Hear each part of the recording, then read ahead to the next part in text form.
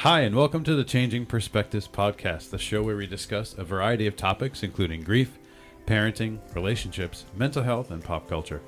Join us and explore a number of changing perspectives. We're your hosts, Jenni and Josh Brennan. Hello, everyone. Hi. And hi, Jenni. Hi. I'm good. How are you? Excellent. Welcome to episode 82, number 82. We hope everybody enjoyed last week's episode with the amazing Jill Kaplan. Oh, that was so much fun. That was awesome. Yeah. Lessons from the Minivan. If you haven't checked that one out yet, Minivan Perspectives, I think, is what we titled the episode. And yeah, it was awesome to talk to Jill. So check that one out if you haven't done so yet. How are you this fine Sunday morning, Jenni? With snow on the ground well, it's actually not October anymore. Welcome to November, everybody. Right. Welcome to November, which would be actually someone texted me this morning and said happy heat day, because this is usually when I play a game with myself and don't turn the heat on until November 1st. Right. For no real reason, not to save money. It's all about sort of, winning some game that I set for myself and feeling like I'm holding on to fall. Holding out as long as you can. Yeah. But I came clean and said I actually turned on the heat the day that it snowed. So that was Friday. So October 30th, the heat came on because I figured snow is pretty much November. It is mind-boggling to me. Only 2020 can bring a Halloween snowstorm. Wait, your mom said on the live feed, for those of you listening on the recording, we are streaming live today. And your mom said it looks like there's spirits floating around your head, and I didn't understand, but I just saw it's the diffuser. We have the diffuser on. But I wanted to set the tone for today's episode. This is going to be a Halloween weekend special. We're recording this on All Saints Day. It's actually going to come out on All Saints Day. All Saints Day, or the Day of the Dead, is a 2-day celebration from November 1st to November 2nd. So this weekend, even though Jenni wants to launch into Christmas, which is really our house is starting to take shape into Christmas stuff. But we wanted to have sort of an end of the fall Halloween special weekend tied into grief, sort of a death topic of death masks. That's what we're talking about today. So it's exciting stuff. But yeah, we do have the diffuser smoke. What are you diffusing? Smoke. I don't even smell it. I think it's bakery. Oh, from Disney. Yeah. But hey. Oh no, I don't smell it. Maybe I have the Rona. I don't think you have the Rona. I don't think there was a lot left in that bottle. You need to buy me some more bakery. Let me look right here. Yeah. I have a coupon. For those of you that are Disney people like us. There's a little bit left in there. The Magic Candle Company, right? Is that what it is? Yes. Has a whole line of scents. They have candles and room fresheners and sprays and essential oils that bring you back to Disney. Okay. All right. But that's not what we're talking about. That's not what we're talking about today. We do have essential oils on our list as a topic, though. Maybe we'll do a mini. Speaking of changing perspectives online, did we? I don't know. I'm trying to. I don't think that was a segue. Hey, sign up for the newsletter. Just came out today. Today is November 1st. Jenni, I read your newsletter today. It's awesome. Thanks. Lots of great stuff. Sign up for the newsletter, everyone, if you haven't got a chance to do so. I'm sure we'll have all kinds of exclusive content for newsletter subscribers as we get closer to the holiday season. In addition to that, you can find links in the newsletter to merchandise. Check out our merchandise page on changingperspectivesonline.com. All kinds of fun winter stuff. You got some holiday stuff in there. Ooh, don't you have a welcome to the party, pal? I do, for you. I love that. Die Hard fans everywhere. Welcome to the party, pal. One of my favorite lines from that movie. Jenni has a shirt or a design with that logo or that phrase. So yeah, I do, but it also has a snowflake because I am in the Die Hard as a Christmas movie camp. You are. Our youngest Jacob is not. Adamantly opposed to that. All right. Also not what we're talking about. No. But also not what we're talking about today. But I do want to tell everybody about an exciting offer that you can't pass up if you're a pet owner. If you're a pet lover like us, you need to try Chewy. You need to give Chewy a try. Their shipping is super fast. We usually have our order like in, I don't know, an hour, it feels like. No, not really but it's like the next usually day. the next day. Right. We use Chewy's auto ship feature for our dog food, pet medicine, Lola's CBD oil, pet treats. The magical little diffusers that we have for our feral cat that has changed her. You have it right there. Do you want to show on the camera? It's right there. Where? Keep going. Lean forward. I have a pile of junk over Lean here. Forward. Lean forward. No, it's in the... Oh, that works. Here's the bottle. Oh, I see it. Yeah, it's right there. We get this from Chewy. It's excellent. It helps our feral kitty who has Thunder lots Ease. It's called Thunder Ease. Lots of It's a calming anxiety. pheromone diffuser. Do you Listen, remember when our sounds other cat wacky. was put on antidepressants? Yeah, and we'd have to chase her around and shoot pills Maybe down her she could throat. have used this. She could have. Yeah. Yeah. Anyways, it does sound kind of fruity and crazy, but it has changed Nico's life. She hangs out in the living room with us now. Right. And tries to sleep with us. That's a different story. If you need your auto ship order faster or needs to delay your shipment, you can do so quickly via the mobile app or their website. And exclusive to Changing Perspectives fans, right now you can get 30% off your first auto ship order. Fake news. Actually, it's 40% today. Ooh, 40%. I don't know if it'll be Click 40. on it now. I don't know if it'll be 40% tomorrow or the day that you're listening to this on Monday when it releases. Wow, this is going to be a good episode. I can't talk. But today, at least, Sunday, the 1st, it's 40%. So you can set an auto ship and then cancel it or delay it. 30% is a big deal. Click on the link over the Changing Perspectives Facebook page. Jenny put a pinned link up there. We're going to drop that link in the live feed comments as well. But Chewy.com, everybody. Oh, we are? Click the link to save some money exclusive to our fans. So Chewy is awesome. Can't say enough great things about Chewy. Hey, listen, it is a Halloween weekend special. We're going to be talking about death masks. We'll explain that in just a second. But I do want to shout out the fact that it is the Day of the Dead. November 1st, November 2nd. Actually, it's celebrated in Mexico. It's otherwise known as Dia de los Muertos, highlighted in the movie Coco, which is my favorite Pixar movie, hands down. I go back and forth, I think, between that and Up, but I think Coco is absolutely my favorite. But, our family loves that movie, the idea of commemorating your deceased loved ones and how they sort of come back and their spirits come back, also called All Saints Day or All Souls Day. It's just exciting. So I think that it's very apropos for us to be talking about death masks on Halloween weekend and also All Souls Day. So great. Let's get into it. There you go. Let's get into it. Jenny, what's a death mask? Oh, I don't know. I did zero prep. I did. The deal is that you are prepping and I will talk about it. I need a teacher or a professor to grade all my research for today and to see what grade I got. If I didn't get I spent all day yesterday grading. I'm good for you. So, but and I have a freshman high school paper that I need to edit. Exactly. Someone asked me to edit it for him. But what is your definition of a death mask? I'm putting you on the spot as a grief specialist, as a death education person. So I would actually say that this is an area of death history that I don't actually know a lot about. I've never lectured on this, never really talked about this. Sorry, everybody. Sorry for what? I banged the mic stand. Oh, okay. Sorry. I thought you were apologizing for me. No. Sorry, Jenny doesn't know what she's talking about. But my understanding is that it was another way for people to sort of commemorate the physical features of their loved ones. So they would actually sort of do some sort of mask, like mold of their deceased loved one and commemorate them that way. Yeah. What did I do? You pretty much got it. It's a very interesting history. First, I just want to start off by saying, if you don't know what a death mask is, go ahead and Google that. If you're listening to us live, hang out with us, Google it after. But if you are listening to this as a podcast, go ahead and hit pause, do some Googling. I'm actually going to drop some links for everybody in the show notes as well. But it's a very interesting practice, and it's got a very interesting history. So Jenny was correct. It's a death mask is a wax or plaster cast of a mold taken from the face of a dead individual. It's basically a true copy or portrait of the actual face, but it's done post, what we refer to as post-mortem. They're true portraits, although changes are occasionally made in the eyes of the mask to make it appear as though the subject were alive. That makes sense. Which is a little creepy. No. I don't know. Sure. So it's a little creepy to us here in America, sort of, and I think a lot of European cultures as well. But for the rest of most of the world, not creepy at all. Yeah. Not creepy at all, because there's all sorts of ways that they commemorate or sort of continue to live with their deceased loved ones.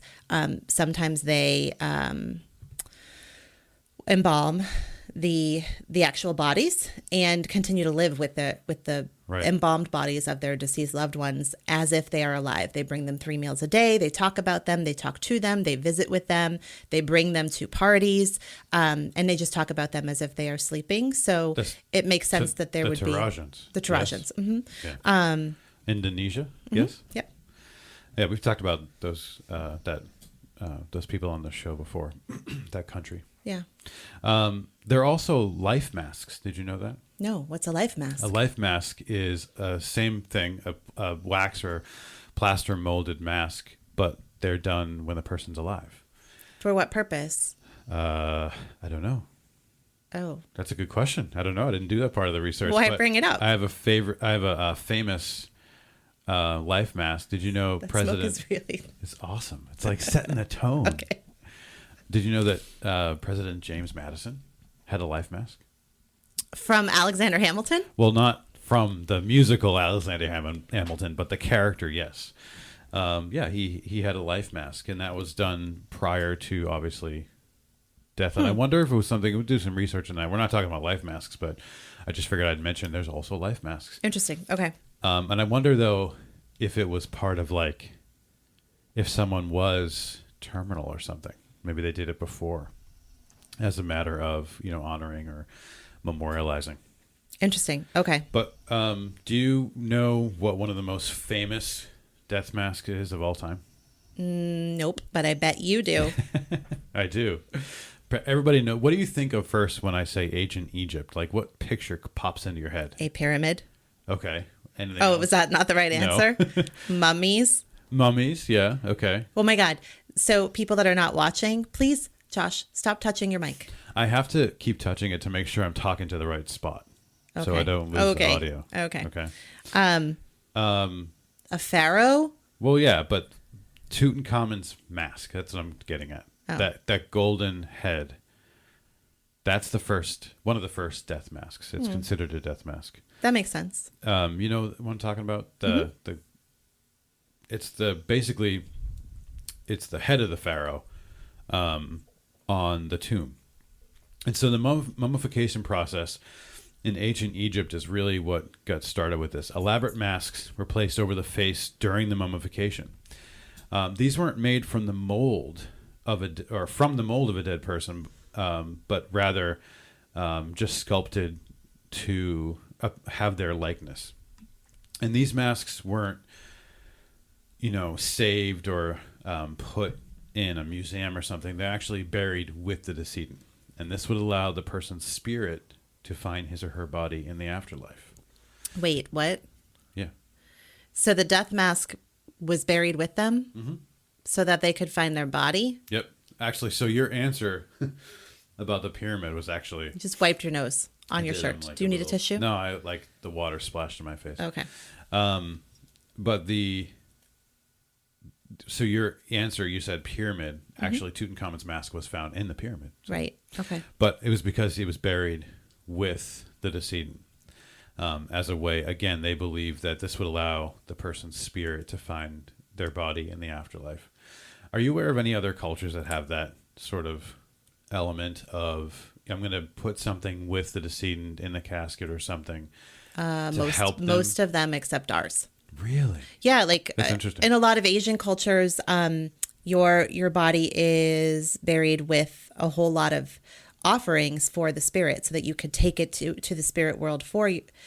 Well, actually, so that you can be happy as a spirit and you can bring good fortune and good luck to your family and friends that are left behind. That's interesting. Why do we not do Well, because we're a death-denying society. Like, we don't talk about death. Like, I'm sure there's lots of people, well, not a lot, but people will be like, oh, I don't want to talk about death masks on a Sunday.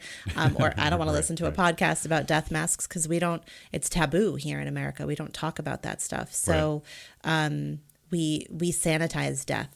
Literally, we actually like sanitize the body. Right. And we try to make it cleaner. And then in the end, we end up doing things a whole lot different than most other cultures. Do you think that's why people may find this topic a little like they feel like maybe this is creepy or they sort of because it's not clean, right? It's like, well, why would we celebrate somebody the way they look after they die? Yeah, I think it's a little bit of like, ew, why would we want a mask of a dead person? Yeah. Right. But in many other cultures, they would say, ew, why would you make the body look like it's still alive and then have this sort of funeral ceremony where you're not really supposed to cry. It's supposed to be very solemn and somber, but not emotional. So yeah, I think that's just part of our sort of culture. Right.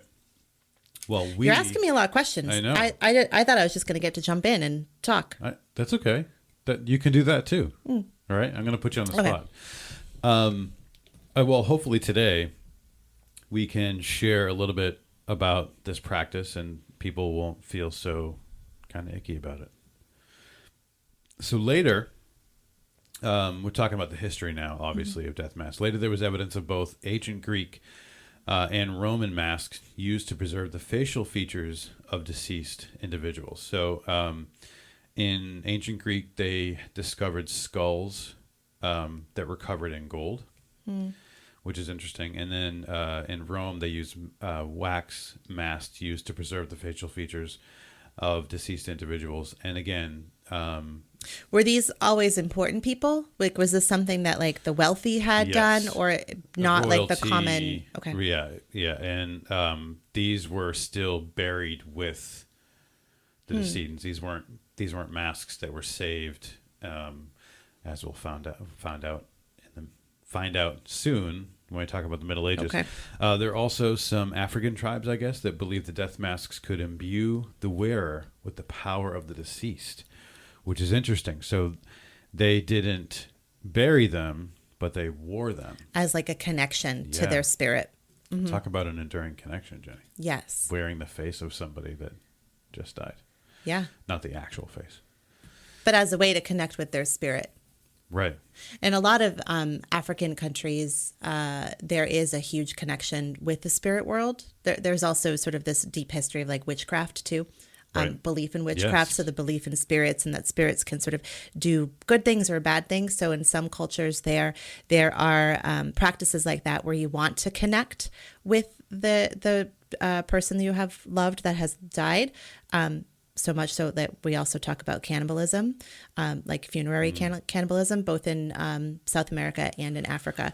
Technically outlawed pretty much everywhere, but still happening. Still practice. Because it's part of their culture. Like if that's just what you're supposed to do, to sort of be one with that person's spirit. But in other cultures, both in Africa and South America, you want to sort of not connect with the spirit. And so there are some places that you have to burn everything. You have to get rid of everything that belonged to that person. You wouldn't want to wear their mask because that would be confusing for the spirit in terms of their ability to kind of leave this plane and go to the spirit plane. It's funny. I'm sitting here listening to you, and I remember a few different episodes in our past where we talked about, the element of taking your loved one's clothing and making something else out of it, like a pillowcase or a blanket or something. And it's not all that different than wearing the death mask, right? I mean, they seem different, and you may go, "Oh, that sounds creepy," but really, it's the same. I mean, I see that. It's a connection with like sort of their physical being. Mm-hmm. It's a grief journey. I mean, you kind of get to like touch their face, right? It's sort of like a 3D photograph. Right. Yes. Ooh. What? There's a reference to photography in a minute. So okay. Nice transition, Jenny. Thanks. So then we do move to the Middle Ages, and there was a change to death masks. They became actual molded sculptures of the face using plaster and wax, and they're no longer being buried with the decedent. This became a way of preserving the memory of the dead, which is what we're really talking about. We're going to talk about sort of the death masks as they became common practice, why. We're going to talk about some famous death masks, how to make death masks, and actually the future. Oh, the future of death masks. Wow, okay. I had a question in here for you, Jenny, that I was going to throw at you later, but I might as well just do it now. Because, as everybody knows, you used to teach at a university for a program for funeral students, funeral director students. If right now I had a loved one that died and I was in charge of funeral arrangements, and I wanted a death mask, could I get one? I would say sure. I would say that, you probably just have to find the right funeral home that's willing to do what you want to do, but that you should be able to do whatever you want to do. And I don't, as long as it's within the confines of the law, and laws do vary from state to state, but I can't think of a law that would not allow you to do that. Okay. Right? Like it's pretty commonplace when parents lose a child that we will in the hospital, if it's not in the hospital, then at the funeral home, give them hand molds, footprint molds, hair lockets of hair, locks of hair. Locks of hair. Lockets? Yeah. You could put hair in a locket. You could. Maybe. So death masks just seems like sort of an offshoot of that. Right. So I would say yes. Okay. Go for it. Why not? Seriously, why not? Yeah. I think that's a good point. You said you should be able to do whatever you want. Mm-hmm. And that's a very important point, because the funeral process is not really about the decedent. It's more so about the people that are left behind. The bereaved individuals. Right. That's a good point. I think if we go all the way back to like some of our first episodes and when we started talking about doing this podcast, that was part of the reason, right? Is to provide sort of a space to talk about some of this stuff, to educate folks so that when a loss does happen, they feel a little more empowered, a little more educated about the fact that it's okay to say, hey, I don't want to do sort of the especially here in New England, the like sort of Protestant, Puritan, sort of like Irish Catholic wake funeral, very sort of antiseptic. But I want to do something different. Like folks are starting to do living funerals. I talked to a patient recently, and their family had a living funeral. So patient was terminally ill, didn't want a funeral after they passed, but kind of wanted to be at their own funeral and be able to say goodbye to everybody. And so they had this beautiful living funeral. That individual got to be at their funeral, and it was lovely. Wow. Then after the death, there wasn't a funeral, so there did still feel like a little bit of a like something was missing, just because that's sort of what we've culturally been predisposed to feel is normal. So my point is, everything's kind of changing, and it's okay. And anything's on the table as long as it's within the laws, right? Mm-hmm. Including death masks. Yes. Royalty and nobility, as well as prominent persons like authors, poets, composers, prominent military leaders, etc. That's who is getting death masks made of them during the Middle Ages. And some of the research, I did an article they wrote, and in a time before photography, this could be as close to the real thing as you might get, which is interesting, right? Sure, it's more realer than like an oil painting. Exactly. Mm-hmm. And it's an actual sort of capture. You're capturing the face in a moment in time. Yeah. The moment in time is long as it takes to make the mold, but it's still a moment. Now, talk to me about taking actual pictures these days of deceased individuals. That happens. Not really in America, though, but it does happen. It's starting to happen more. Yeah. So we're starting to see people take kind of selfies with, like at funerals and at wakes. And the initial kind of reaction has been like, ew, that's gross and disrespectful. But is it really, when you look at it within the context of history and you look at it within the context of other cultures? Right. Not really. It's pretty normal. Could they be disrespectful? Sure, they could be disrespectfully done, but for the most part, they are respectful. But people are also starting to make requests that they're not, if they do want to be embalmed after their death, that they're not embalmed sort of laying down, appearing asleep in a casket, but that they are embalmed sitting up in a chair, looking like they're drinking like a whiskey or a vodka and soda or something like that. Like they're, or I don't know, doing something else that was reading some important sort of book. People are doing something different. So we are starting to see more photos happening like that. Well, and if we go back a few episodes talking about Chrissy Teigen and John Legend. Yes, that came to mind.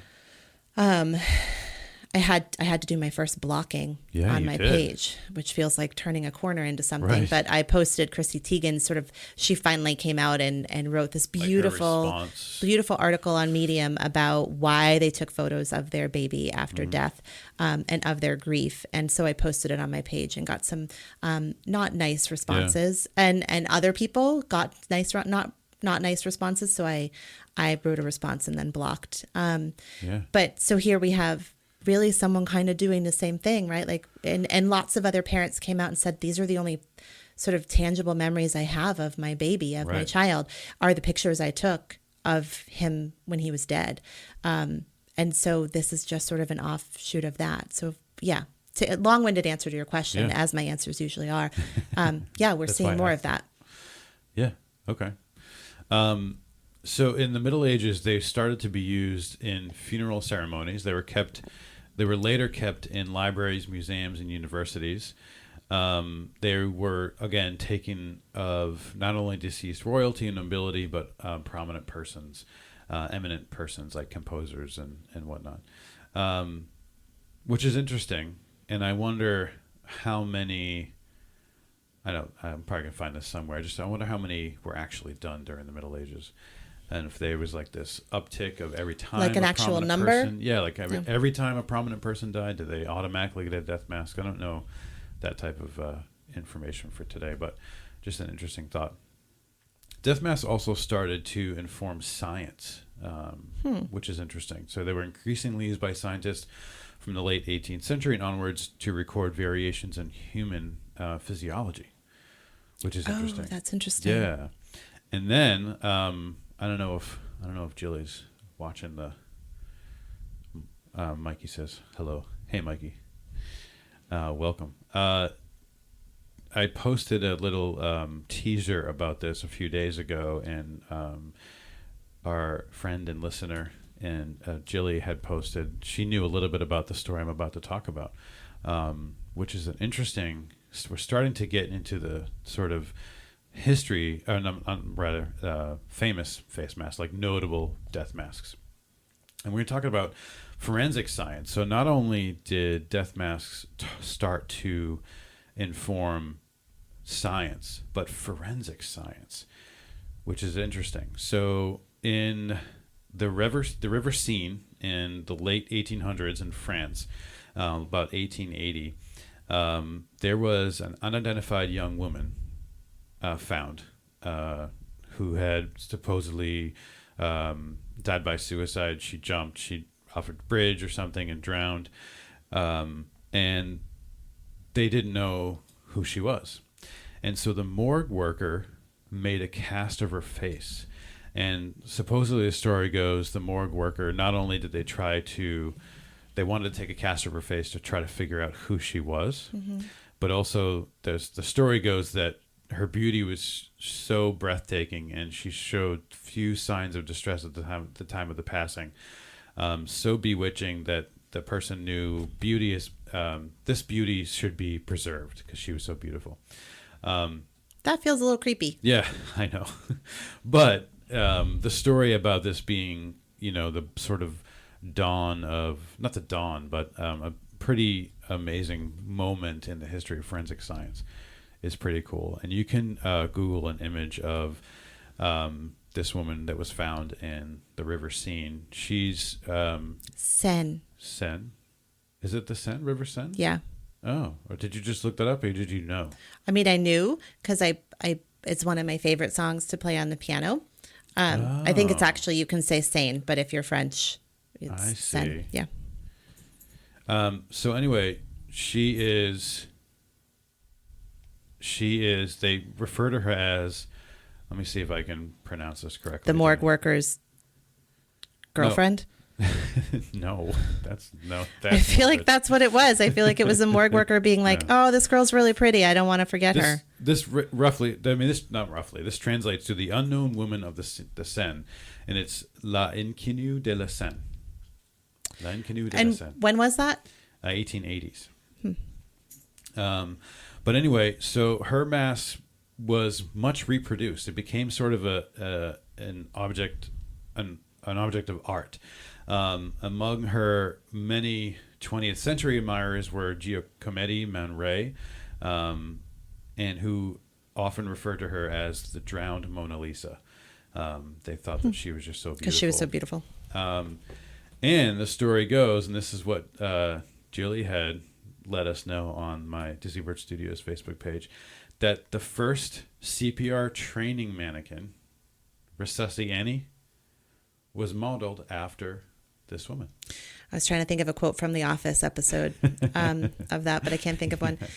So as you were talking, yes, I was thinking I should have prepared by going through some of my slides, but I didn't know what from my cross-cultural course on death and dying, but I didn't know what you were going to be talking about. But as you were talking, I was thinking about the sort of 5 kind of models of death, sort of time-based. So there's really roughly 5 periods of time in terms of people's connections on the whole, sort of a cross-cultural sort of study of society's attitudes towards death.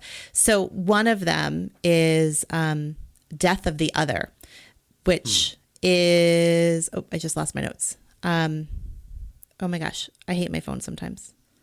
I want the title to go away. Which is roughly when you were talking about that death mask from France. And so that was really when death becomes, no, where is my note there? Here it is. It was 1800 to 1900. It was a romanticized view of death of the other. So it became about relationships and somehow like maintaining connections to the deceased person, but in this sort of, romanticized way. Yeah. And that sort of story, although creepy, kind of fits into that, right. that time period. Wow. Good tie-in, Jenny. Excellent. If you keep making very intelligent connections like that, the rest of the episode would be great. That's my what intelligent. Good job. It's a Sunday morning. My brain's not really working. So, Jenny, how do you make a death mask? I'm going to assume it's like, do you see those hand sculptures sometimes where you can like hold the hand of your loved one or you and your kids, and then they pour, I don't know, paraffin wax over it or something to sort of create a mold, and then they let that harden and they peel it off, or like silicone or something, and then they fill it with stuff. Fill it with another material, right? Kind of like you were making me watch some really boring candle making videos on TikTok the other day. Like That's that. a true story. It is a true story. Yeah. Well, you can use something like basically a mold making substance called alginate. And alginate is basically the substance that contains potassium, calcium, sulfate, and a few other elements derived from actually brown algae and kelp. Combined with water, it turns into a gel that sets firmly enough to use as a mold. Okay. So you can buy, well, I don't know if you would actually do this, but you can go to a chemical supply store and get alginate to help make your mold. So basically, you would wrap the hair with a plastic film to cover the hair up. A lot of death masks, if you look, don't have they appear that they're bald. They don't have hair, which I don't know why. I don't know. Well, it's hard to make a mold, I think, of hair. Yeah, I would think so. So moisten the eyebrows with an oil-based substance like Vaseline. Then you would have to decide on a depth. So if you wrap basically a cloth around the head. I'm actually doing I'm gesturing, but no one on the podcast listening can see. I didn't know this was like a how-to episode. How do you make a death mask? Okay, all right. This is all about death masks. Okay, all right. Happy Halloween, happy All Saints Day, death masks. So you decide on the depth. So do you want to go down to the ear, right above the ear, whatever, from the nose down to the ear, and you wrap actually where our headphones are. Like that's where you wrap the cloth. They didn't want to see their ears? Some of them have ears, I think, or you could do right below the ears. We'll have to look at some of the pictures I have. But you would pour the alginate over the face, and then once the face is covered with the alginate or whatever substance you're using to make the mold, you cover that with plaster bandages, like you wet plaster bandages, kind of like you're making paper mache, I think. Actually, have you ever done paper mache? Mm-mm. I never have either. Maybe I must have in like kindergarten or something, right? But I know what you're talking about. So you wet those plaster bandages and then you drape them all over the face that's covered in alginate and you let that dry. Then you remove the dried mold and place in sand, in fine sand face down. So you have this mold, its face, and you place it face down in the sand.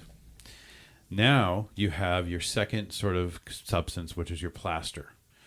This is what your death mask is actually going to be made out of. So you pour the plaster in the mask, filling in all the spaces. You let it dry.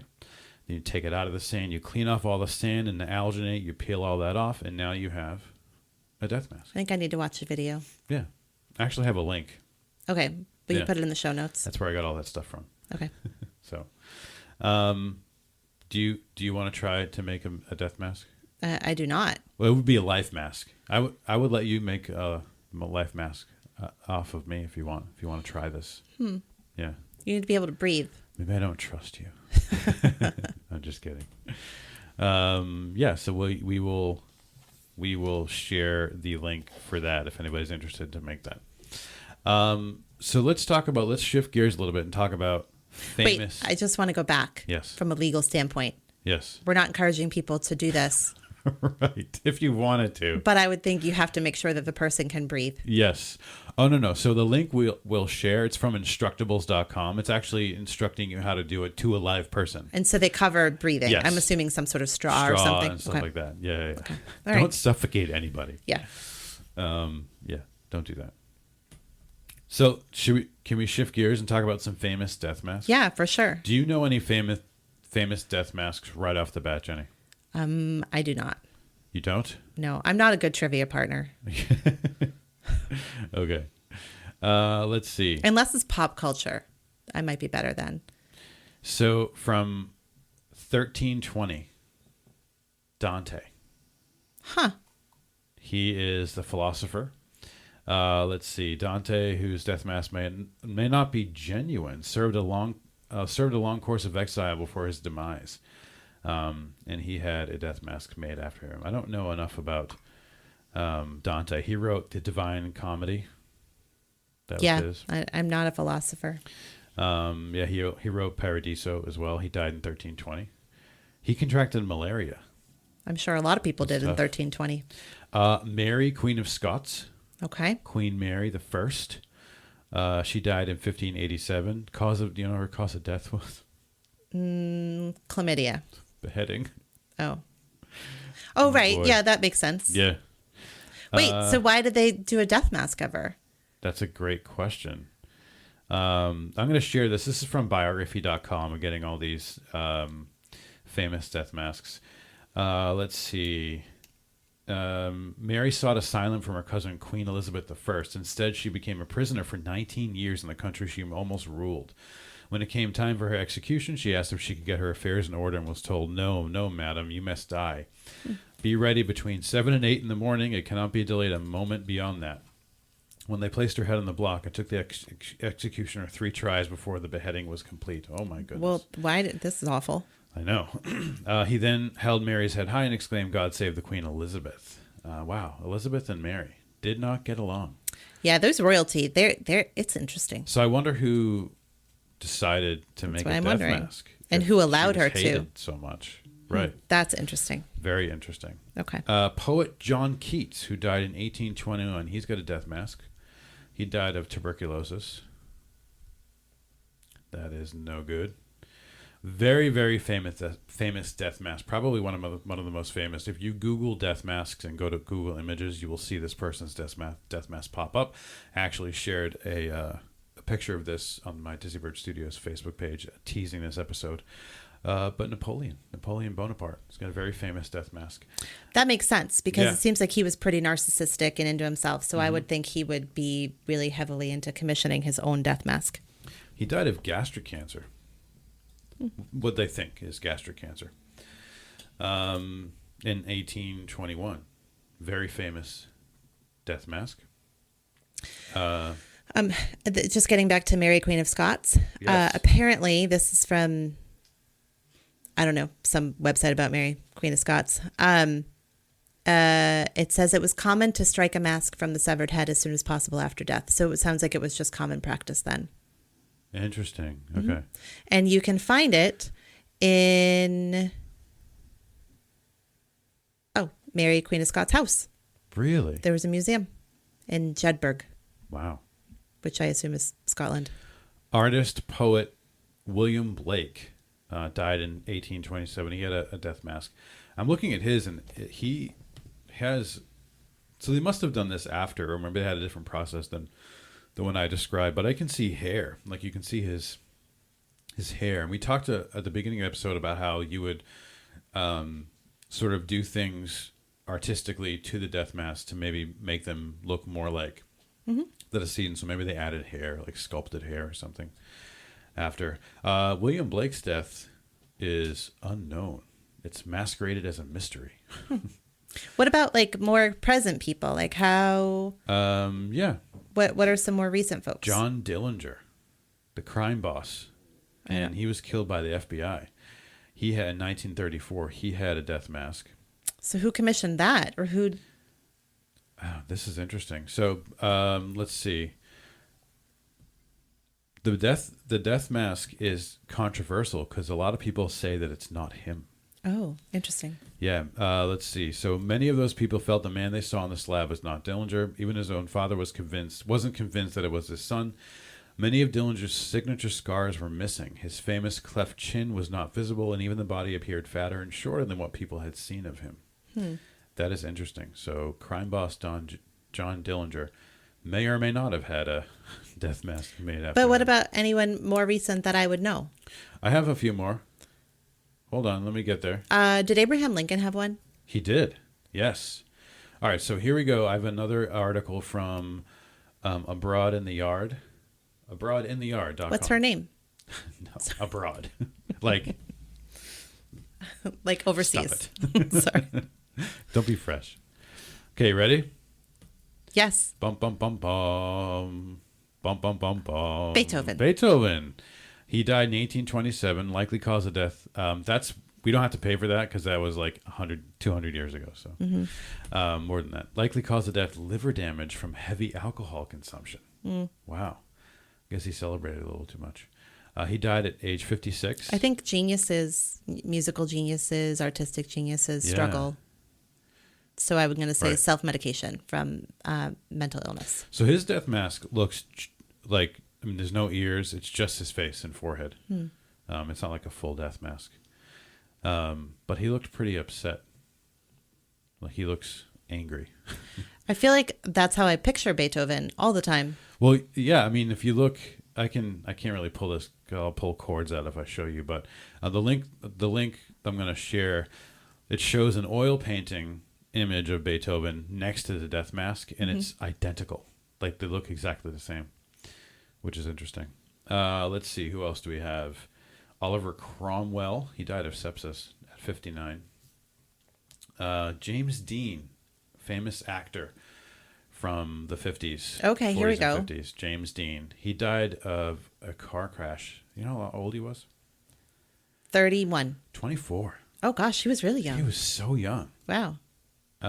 His death mask is a little bit on the creepy side because the one I see here has eyes. The ones with eyes You mean like open eyes? open eyes. Yeah. Oh, that's interesting. So we talked about that at the beginning of the episode where because the death mask obviously will be made when the person's eyes are closed, but after the death mask is finished, they'll add things to it, like maybe paint in it clearly looks like they painted in or pasted in some eyebrow hair for James Dean, but also they did his eyes. They made his eyes open. That's interesting. But also, I'm thinking there may have been some trauma too if he died in a car accident. Yeah. So I wonder if it's real authentic. I mean, it looks just like him, but it looks like his. I wonder if there was more reconstruction. It's just his face. Like it's just his face. So not where his is full his? Head. I don't know. Where are all these death masks? That's a great question. Museums. Founding father Benjamin Franklin has a death mask. He had died of pleurisy at age 84 in 1790. Which is interesting.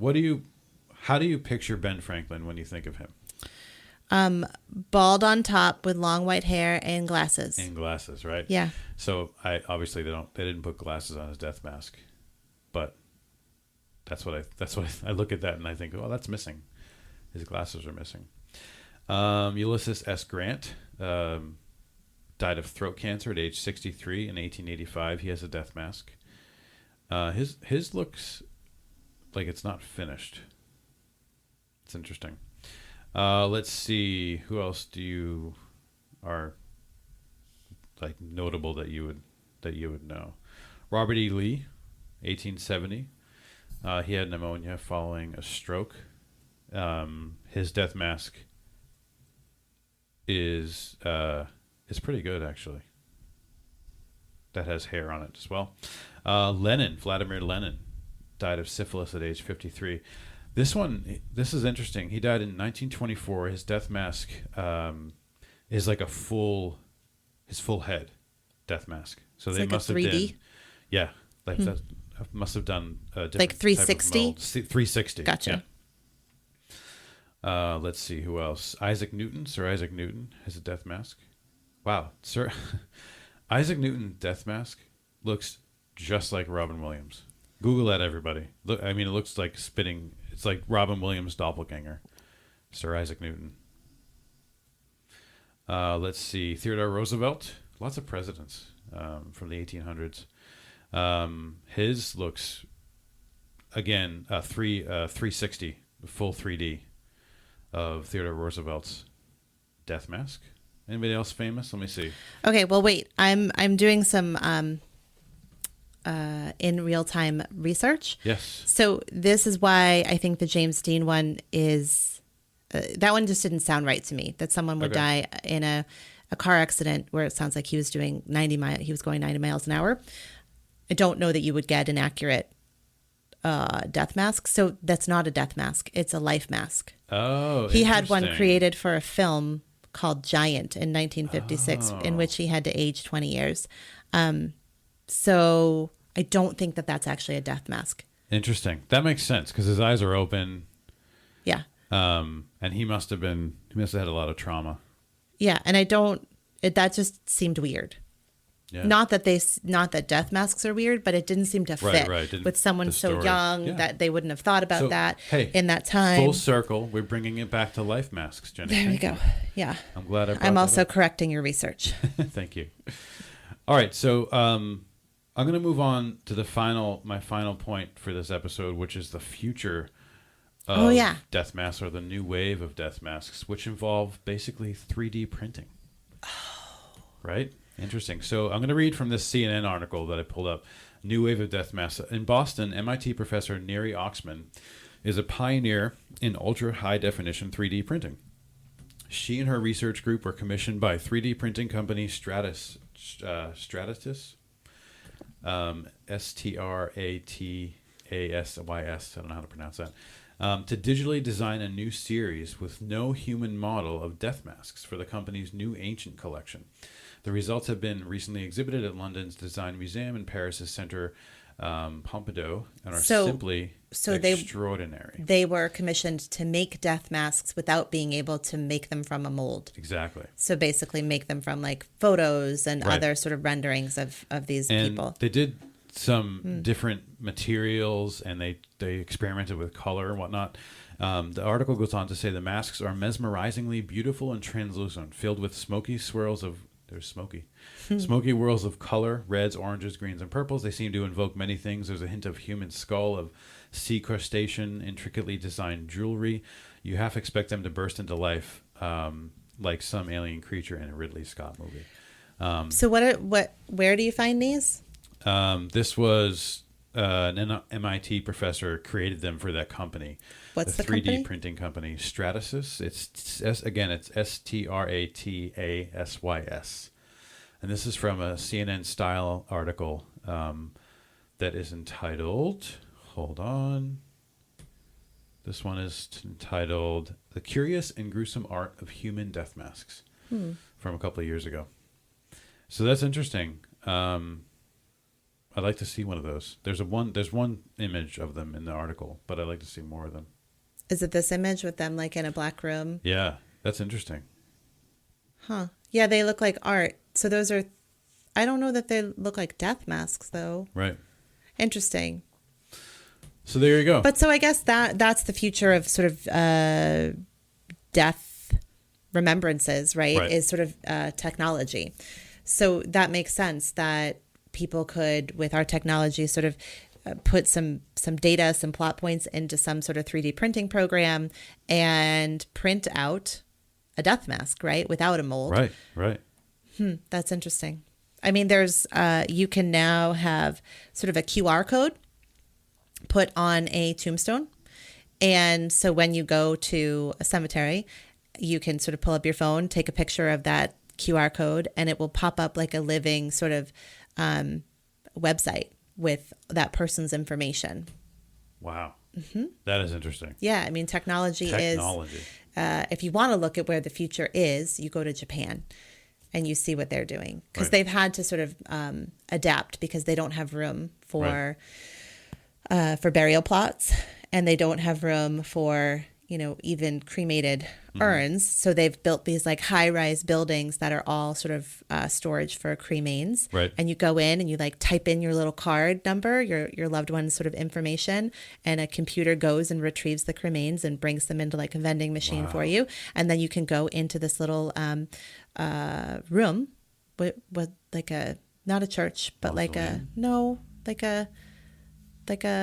just a prayer place. Okay. My word recall is not great on Sunday mornings. Where you can sort of pray and have some time with your loved one's memory. And then when you're done, you sort of put it back and it gets stored. Yeah. So really cool stuff. You can shoot your loved one's remains into space. Wow. You can do all sorts of stuff. So the future is technology. Right. Absolutely. Okay. Well, that was all I had on death masks, Jenny. I had nothing on death masks. Do you have anything else to add? Very interesting. Yeah. Interesting. So I have lots of great links for you guys to check out and do your own research. Google death masks. I get sort of lost in the Google image scrolling to check out death masks. Yeah, it makes me want to go to a museum and see some. Yeah. Very interesting. Okay, everybody. Okay. Anything interesting. else? No, thank All you. right. Thank you for that. Yeah. I'm looking forward to the links so I can kind of research that a little bit more. Well, I hope everybody is enjoying their Halloween weekend, enjoying their All Saints Day celebration. Watch some movies, listen to some spooky music, and then on November 3rd, go vote, number one. Vote tomorrow, everybody. It's important. Okay. No matter what you feel, go vote. And then after that, you can... For those of you in America. Yes, it is Election Day in America tomorrow. After that, you can go to your XM radio and switch your dial to Holly and start getting ready for Santa. But you could do that yesterday, because I did. Oh, boy.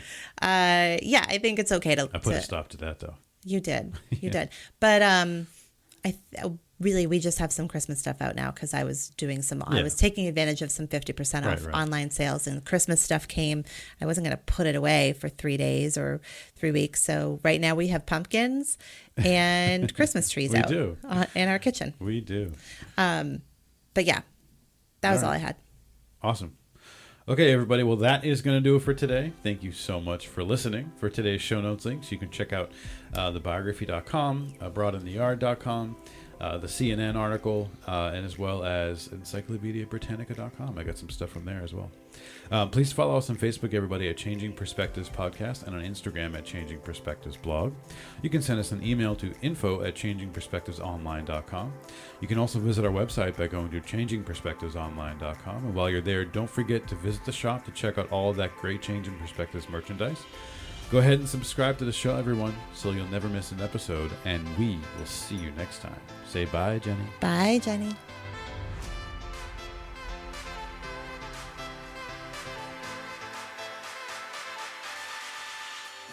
The Changing Perspectives podcast is produced, recorded, and edited by Dizzy Bird Studios. Copyright 2020. Please visit Dizzy Bird Studios on Facebook. Facebook.com/Dizzy Bird Studios.